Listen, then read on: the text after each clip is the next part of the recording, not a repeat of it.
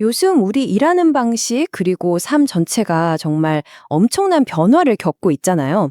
특히 은퇴하고 나서 맞이하는 황금기라는 개념, 이게 완전히 달라지고 있거든요. 그래서 오늘은 이 새로운 미래를 우리가 어떻게 맞이해야 할지 같이 한번 깊숙이 들여다보려고 합니다. 자, 한번 상상해 보세요. 우리가 너무나 당연하게 생각했던 은퇴라는 거 있잖아요. 그게 그냥 과거의 유물처럼 사라져 버린다면 어떨까요? 65세 되면 딱 일 그만두고 편하게 살아야지 했던 그 계획이 이제는 통하지 않는 세상이 온다는 거죠. 바로 이 엄청난 변화가 오늘 우리가 파고들 이야기의 핵심입니다. 아니, 근데 왜 이런 변화가 생기는 걸까요?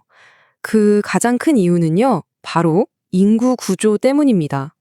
우리가 예전보다 훨씬 더 오래, 그리고 훨씬 더 건강하게 살게 됐잖아요.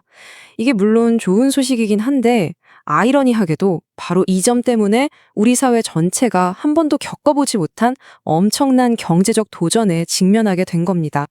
이 그래프를 보시면 이게 확 와닿으실 거예요. 불과 몇십 년 전만 해도 일하는 사람 100명이 어르신 30분 정도를 부양하면 됐거든요.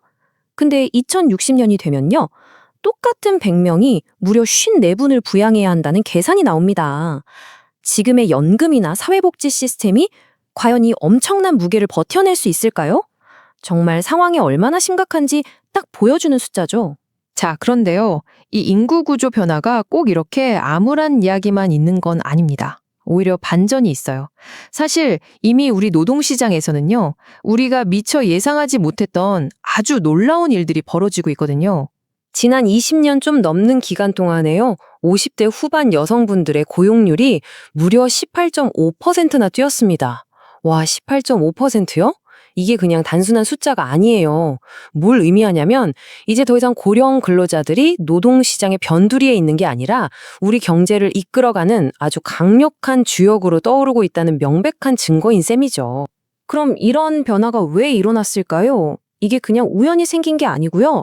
몇 가지 커다란 사회 변화가 딱 맞아떨어진 결과라고 볼 수 있어요. 일단 우리가 훨씬 건강해졌죠. 그리고 경제 구조 자체가 힘쓰는 제조업 중심에서 서비스업으로 바뀌었고요. 여기에 요즘 많이 하는 원격 근무처럼 유연하게 일하는 방식까지 더해지니까 더 오래 일할 수 있는 환경이 자연스럽게 만들어진 거죠. 자, 그런데 말입니다. 이렇게 분명히 긍정적인 흐름이 있는데도 이상하게 많은 분들이 딱 60세가 될 무렵에 정말 거대한 절벽 같은 걸 마주하게 됩니다. 바로 여기서부터 이 이야기의 진짜 문제가 시작되는 거예요.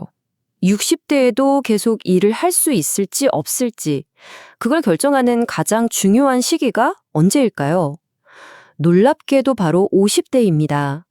50대 때 얼마나 안정적으로 일했느냐가 사실상 60대 커리어를 예측하는 가장 확실한 지표인 셈이죠. 근데 현실을 보면요, 이게 만만치가 않아요. 50대 인구의 40% 이상이 안정적인 일자리가 아니라 그때그때 일을 구하거나 하는 식으로 좀 불안정한 상태에 있다는 거죠. 그리고 그 결과는요, 정말 극명하게 갈립니다. 보세요. 50대에 안정적인 직장이 있었던 사람은 60대에도 계속 일할 확률이 무려 69%나 돼요. 하지만 그렇지 못했다? 그럼 그 확률은 그냥 뚝 떨어지는 겁니다. 결국 60세 이전에 내 경력을 얼마나 안정적으로 다져놓았느냐가 더 긴 직업생활로 들어가는 골든 티켓이나 마찬가지인 거죠. 이게 바로 나이 든 구직자들이 마주하는 차가운 현실이에요. 뭐랄까, 양날의 검 같은 거죠. OECD 보고서에서도 딱 짚어서 이야기하는데요. 고령 근로자들은 회사에서 쉽게 잘리지는 않아요. 그런데 만약 한 번이라도 일자리를 잃게 되면 그 다음 직장을 구하는 건 정말 하늘의 별따기가 되어버리는 겁니다. 그럼 이 복잡하게 얽힌 문제를 도대체 어떻게 풀어야 할까요? 자, 해결책을 한번 찾아보죠. 우선 세계 각국 정부들이 은퇴라는 게임의 룰 자체를 어떻게 뜯어고치고 있는지 거기서부터 한번 살펴보겠습니다. 전 세계적으로 보면요. 은퇴라는 골대가 계속해서 뒤로 밀려나고 있어요. 프랑스는 은퇴 연령을 64세로 올렸고요. 저기 덴마크는 70세를 목표로 하고 있습니다. 심지어 OECD 국가 4곳 중 한 곳은 아예 은퇴 나이를 평균 수명에 연동시켜버렸어요. 그러니까 공식적인 은퇴 시점을 늦추는 건 이제 피할 수 없는 전 세계적인 흐름이 된 거죠. 여기서 아주 중요한 개념이 하나 나오는데요. 바로 보함수리적 중립연금이라는 겁니다. 말이 좀 어렵죠?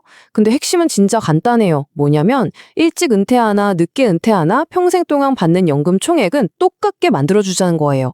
그러니까 이건 사람들을 억지로 더 오래 일시키려는 게 아니라 시스템 자체를 공정하게 만들어서 내가 더 오래 일해도 손해는 안 보겠구나 하는 인식을 심어주려는 거죠. 그리고 이제는 선택지도 훨씬 다양해지고 있어요. 예전처럼 어느 날 갑자기 땡! 오늘부터 은퇴! 하고 일을 딱 그만두는 게 아니고요. 서서히 아주 부드럽게 일에서 멀어질 수 있는 여러 가지 길들이 생기고 있는 거죠. 예를 들면 좀 더 일해서 연금을 더 많이 받거나 파트타임으로 일하면서 연금 일부를 같이 받거나 아니면 아예 연금은 연금대로 다 받으면서 일은 계속하는 그런 방식들이요. 자, 그런데 말이죠. 이렇게 좋은 선택지들을 만들어줘도 현실은 생각만큼 크게 바뀌지 않았습니다. 실제로 일하면서 연금도 같이 받는 사람의 비율이 유럽 평균으로 보면 21.7%밖에 안 돼요.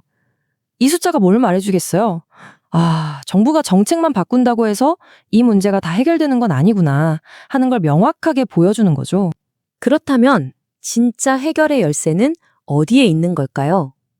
네, 바로 정부 정책, 그 너머에 있습니다.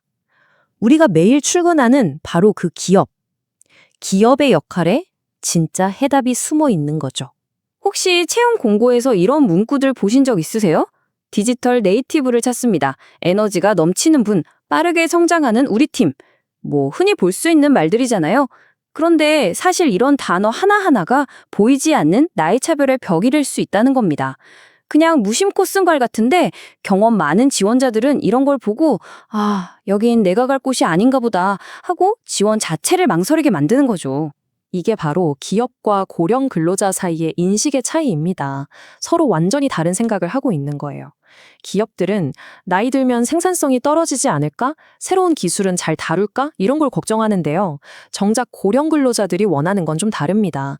이분들은요, 힘든 육체 노동을 줄여주는 걸 월급 31% 올려주는 것만큼이나 중요하게 생각한다는 거예요. 완전히 서로 다른 것을 보고 있는 거죠. 자, 그럼 기업들의 이런 걱정이 과연 사실일까요? 수많은 연구 결과가 내놓은 답은 아주 명확합니다. 아니다예요. 나이와 생산성 사이에는요, 어떤 일관된 관계도 없다고 합니다. 나이가 들면 일하는 능력이 떨어진다는 건 그냥 과학적 근거가 전혀 없는 우리가 흔히 갖는 고정관념일 뿐이라는 거죠. 그럼 어떻게 하는 게 좋을까요? 여기에 정말 좋은 사례가 하나 있습니다. 프랑스의 C2P 계좌라는 건데요. 이게 뭐냐면 젊을 때 좀 힘들거나 위험한 일을 하면 포인트를 적립해 주는 거예요. 그리고 나중에 그 포인트로 재교육을 받아서 경력 후반에는 좀 더 덜 힘든 일로 옮겨갈 수 있게 도와주는 거죠. 와, 이거 정말 근로자랑 기업 모두에게 좋은 아주 똑똑한 시스템 아닌가요? 결국 핵심은 이겁니다. 문제가 생길 때마다 대응하는 게 아니라 애초에 설계를 잘하자는 거죠. 특정 나이대의 사람들을 위해서 임시 방편을 만드는 게 아니고요. 처음부터 모든 세대가 다 같이 잘 일할 수 있도록 회사 환경 전체를 디자인하는 겁니다. 이건 단순히 복지 차원의 문제가 아니에요. 이건 탁월한 경영, 그리고 스마트한 디자인의 문제인 거죠. 자, 이제 마지막 질문은 우리 각자에게 던져봐야 할 것 같습니다. 우리 모두가 더 오래 살고 더 오래 일해야 하는 이 새로운 시대에 여러분의 커리어, 그 다음 챕터는 어떤 모습이었으면 하시나요? 그 새로운 페이지를 이전보다 더 멋지고 만족스럽게 채워나가는 건 결국 우리 한 사람 한 사람의 선택과 준비에 달려있지 않을까요?